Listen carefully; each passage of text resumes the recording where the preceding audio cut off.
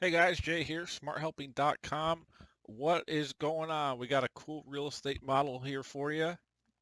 Uh, it is for residential rental property scaling up to 100 properties. And I feel like that's a pretty good size. You think, for a single operator or a fund, if you average $300,000 houses, 100, that's um, 30 million roughly. So, it's pretty good sizing scale here. And if you're bigger than that, come find me and I'll build you something. My fees are like probably a rounding error for you. Okay, so there's two versions of this model. There's the single operator, which is the one we're going to go over now. There's also a higher level version for funds that's much more complex with GP fees and it's got more waterfalls, and I'll go into that second. You'll be able to buy this template in the link below in the description box, or go to smarthelping.com. In the real estate tab, it will be right there. Look for something like this called rental property scaling 100 properties. You'll find it. Okay, so let's go through the tabs and explain how this works. So single operator, this is just for somebody who's, likes to invest in real estate, rental properties, wants to scale out, wants to test a bunch of different assumptions. We'll go through these in a second. But global control, you can just define the launch here. This is when you first start buying properties. You can do the end month of the forecast, which up to 20 years. You can pick any date to end, and whatever date you choose to end the forecast on, all data will stop from there. You can also decide if you want to include an exit or not. If yes, there will be appreciation values per year that apply to the homes, which you'll define here in the last column in the assumptions tab, and that will populate the exit value of the properties. There's also selling fees that will tack on there, potentially prepayment fees on the loans that's configurable, and all the loans will be paid back if there are any at that time. And that applies to all the properties just by when you hit these toggles. There's also taxes in this version.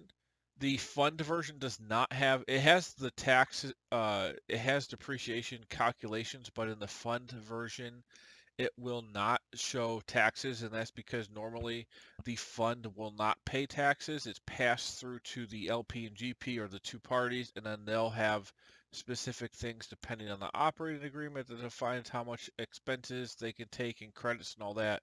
And it's too complicated to try to model. So that model will stop at pre-tax cash flow. But this model for a single operator, for sure, um, it makes sense to model out taxes, depreciation, and all that. So you'll see on the monthly pro forma here, we do have taxes.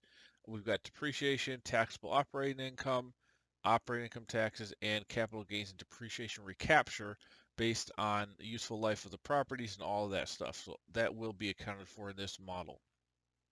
And you do the tax rates here. Um, Project summary, you've got the IRR, minimum equity, total cash return, net cash, total ROI, and equity multiple. So this minimum equity required is a really cool output. We're basically going to look at all the activity, all the purchasing, the financing, debt service, taxes, all the things that affect cash flow, and look at the cash flow per period. And then this shows you the minimum you'll need to stay above zero. That's assuming no reserves or any room for error, assuming everything happens exactly like the assumptions. This will be the minimum equity that you need to come up with. And what's cool is you can scale this. That allows you to kind of play with the assumptions, maybe increasing the purchase prices of the homes or the volume of homes over time after you've built up some cash flow. And you can kind of see how low you can get the minimum equity required versus how high you can get the cash returned by playing with these assumptions. And obviously, $10,000 purchase prices for homes is, these are just some funny assumptions, but it demonstrates the point of what happens when you scale up. Um, you're building cash flow here for a while before you do some bigger investments, and you got a big one there, and then you're building cash flow, and as we go over, um, you start to become positive. And you could structure these properties however you want as far as when they're purchased. Uh, So if we go to the assumptions tab, column B, property name, column A, don't ever change this. It's just a property ID, doesn't really do anything, but it's not for, just ignore it. Property name, month purchase is important, so you want to define the month you're purchasing each property here, and that will define your, you know, how that will come through right here for, what's financed, the purchasing prices, renovations, if there's any closing costs. You can also assume, here I've just done no renovations, but let's say we put this to $300,000 houses. We start these later though, like, we start purchasing in 12 months, then we wait another year and do some in month, 24 months, and then 36, and then maybe we just do the rest at 36. So we scale up to there and then go. Uh, you could do this however you want. Um, let's say there's no renovation cost, you're just purchasing. The renovation period, so this defines how long it takes from the purchase month to start collecting rent, this renovation period. So if you want to account for a 1 month delay, well, this would mean you purchase month one, rent starts month two. You can see here in the first one, you've got purchase, the first purchase, and then rent starting month two. If you were to put this to say 3, for these 3, you'll see now rent doesn't start till month 4 because month 1 was the purchase. You've got 1, 2, 3 periods of renovation or just waiting, and then rent starts. And that will affect, because that's still going to start when you purchase. So there'll be some mechanics there and timing to account for. We'll put this back to 1. You could define the percentage of the total cost financed. So this is going to be renovation plus purchase price, total cost, amount financed here. You could adjust it for each one. I just put 70%. Amount financed. You've got closing costs, loan terms, interest rate, any prepayment fees, closing cost amount. So this is for the loan. This is just an equity requirement. You've got starting monthly rent for each property, average vacancy. Now the vacancy is just saying, on average in a given year, like over 10 years, what percentage of the time are you collecting rent versus not? And whatever that number is, you put as your vacancy. So if if on average you're only missing 1 month a year, or let's say 1 month every 2 years, that'd be 1 divided by 24. That'd be about 4.16% vacancy rate that you could plug in there. And that'll just lower whatever your collecting rent is on average per month by that amount. Annual rent increases, which triggers on the purchase, or that triggers when the renovation period is over. This will start counting and raising rent every 12 months based on this rate. You've also, with rental properties, you've got property expenses, so repairs and maintenance, water, sewer, electricity, power, property taxes, insurance, landscaping, advertising, marketing, and I've got a bunch of slots for other costs if you want. Those are fixed monthly costs. We also have option for property management fees, which will be a percentage of the rent collected for each one. And then you've got annual expense increase, which will apply to the total expenses. And then again, we already talked about annual property appreciation. So you can fill all this out for up to 100 properties. You can see I just increased the price to 300,000. So now our equity went from, a million to 9 million required. You can see all of the data coming through on a monthly and annual pro forma. Here's our rental income. Here's all 20 years viewed right here. Rental income, OPEX, property management fees, NOI, financing proceeds, debt service coverage ratio, purchase price, renovations, closing costs, exit, selling proceeds, prepaid fees, selling fees, depreciation expense based dynamically on when properties are purchased, and useful life, which you can define here. There's also logic for how you get to the capital gains and depreciation recapture basis on the sale. here. Um, so that's that stuff. Capital gains taxes, depreciation recapture, taxes on operating income, cash flow, and then you could also see over time what your debt balance is versus what home equity values are. And there's also some charts for this, so you can see property values versus debt, cumulative cash flow, total homes purchased, NOI versus debt service, and then cash flow annual, and then a cool chart here showing net operating income versus debt service coverage ratio over the 20 years. So a really good way.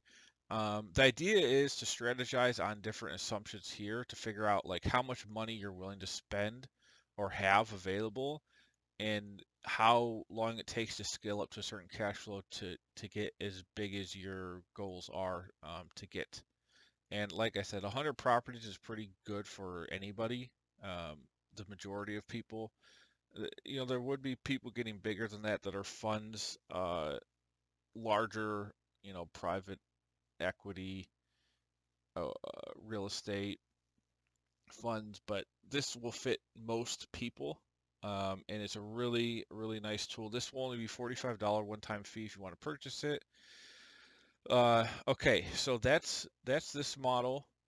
Oh, in the Matrix tab, if you want to know how all this is actually happening, this is how. I've got a lot of logic here and formulas to figure out all of this stuff dynamically. A lot of work here to get this. This model took me about 10 hours to build in total, and that's, after I've been building these things for 8 years, you know, it still took me about 10 hours to build all of this. Uh, so here's that. Uh, let's look at the fund version. So the fund version is going to be $75 one-time fee if you want that. And let me switch over to it. So here on this one, you can see we have the same assumptions up here. Taxes are not calculated, but again, we do show what the depreciation expense and all these tax amounts would be. So you can see, but they're not going to be calculated in the monthly pro forma. We just get down to pre-tax cash flow here, which still counts for everything else. You got NOI, we got debt service, fund fees, which is new. That wasn't in the other model. Acquisition costs, exit, uh, selling proceeds, all that. So here, the main difference is the fees. So you've got an asset management fee option that applies to the total funds raised, and this rate would be divided by 12 and multiplied by whatever the total funds have been raised to date. And this is uh, a monthly view of everything. You can see here, total funds raised would be the total contributions, which I've used the cash flow waterfall to figure out. Um, acquisition fees, just a percentage based on purchase price of the property, and then disposition fees would be the exit value of the properties. So there's fee options with the fund version. You've got your summary. I've got two waterfall options. The first one is IRR hurdles. The second one is a simple preferred return. Now that second preferred return here, you can define the preferred return rate. You can define if you're adding any shortfalls to investor equity or not. This is basically compounding or not. You can define if you want to start clean each year, meaning you're not accruing. And you can also define if you want to reduce the equity balance with profit share or not. So a lot of options here. There's also two tiers. So what this means is you've got your contribution rates here for the LP and GP. You've got um, up to equity being repaid. Any profits after the pref return can be split 95/5 LPGP, and then this second tier is after the equity has been fully repaid, you can go 60/40. So you can kind of see here at the beginning, um,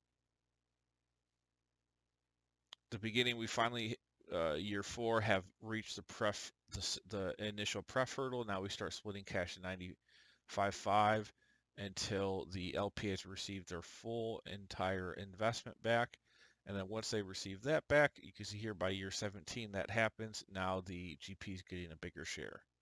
And again, this would be, you can adjust the model. It doesn't have to be for 20 years. It could be 5, 7, 10 years, any amount of time you could plug in here to run the model simulation for. and this will be based on your assumptions. I think the big thing with this preferred return waterfall is to note is until the preferred return has been repaid, and we are here in this case we are accruing shortfalls. We're not starting clean each year. We are reducing the profit or the equity balance, and then we are compounding in this case. Now, if we hit no here, no compounding. Also, you could hit start clean each year. Now there's no accrual. Reduce equity balance, no. That means that you just have the, if you're not reducing equity balance, you never get to tier 2. So it's just profit share after preferred would be this. So it's very flexible. A lot of scenario modeling here. This was probably something I can't tell you the amount of time that's going into figuring out how to make this thing work, how it does with all these options. It's been a lot of customer feedback, just a lot of work on this. Then the first waterfall option here is IRR hurdles. So what this is saying is a little bit different. It looks at your contributions from the LP and GP, and it says up until the LP has received 7% of an IRR, which is a return, meaning they get their full capital back plus 7% compounded return. Cash is split at this rate. So if it's pari passu, like 95.5 here, 95.5 here, it means the GP and LP are both going to be getting the 7% IRR, which you can see their cash flows for tier 1 happening here. And you could structure this however you want it. Like you could do 100-0. So that means LP gets all the cash flow until they've gotten a 7% IRR. And then after that, it's 80-20 up to 15%. And then it's 75-25 up to 20, and then after 20% IRR is 50-50 in this case. Now note for this, I do have a GP catch-up rate. And what this allows for, and it's basically be common in a situation like this where it's 100-0, but the GP did contribute something.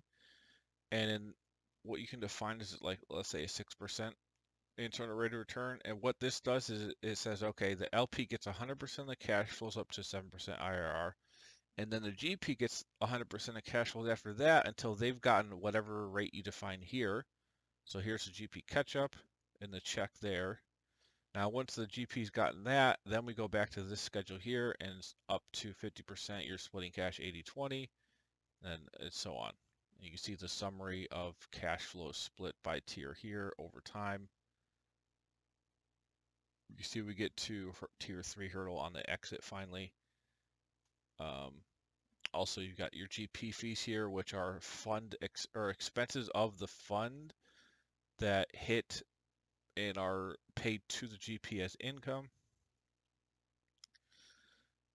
So that's included in here. That's in both versions. You can see sponsor fees. What else? So the pro forma is pretty simple. You got your NOI, all this stuff, cash flow. You can do the same kind of analysis here. It's just we've got two parties that split cash a certain way based on the total returned amounts. I feel like these two cash flow waterfalls are the most common that you'll see. But if you have other structures, there's a million different ways to do this. I can do custom work. My regular rate's $165 an hour for whatever you need built. I can do it. I've done all kinds of things with joint ventures. You see the pro forma annual tab is showing everything on an annual basis. Visuals, same as the other sheet, but just we've got different data in here. So that's pretty much it. You got some sanity checks down here just to make sure the cash flows match in total cash flow. The project versus the joint venture amounts should match. It's the same cash flow basis. So that's pretty much it. What else did I want to show you guys? Let's see. So let's go. If you want to buy this, let me make sure I'm on the right screen. You go to the real estate tab at the top of smarthelping.com, and it'll be right in this first section. Now remember, you can buy all the financial models and templates and tools I've got for real estate right here for $2.99, or you can buy them individually. I'll list this, this template will be in this section here for the real estate tab. And you can buy everything I've ever built.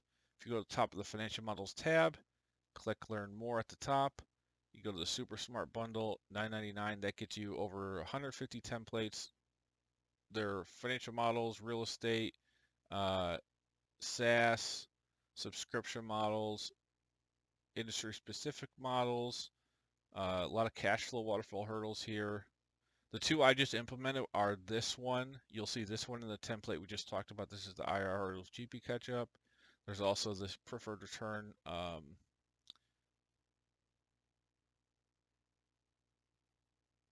Oh, got a spelling error there.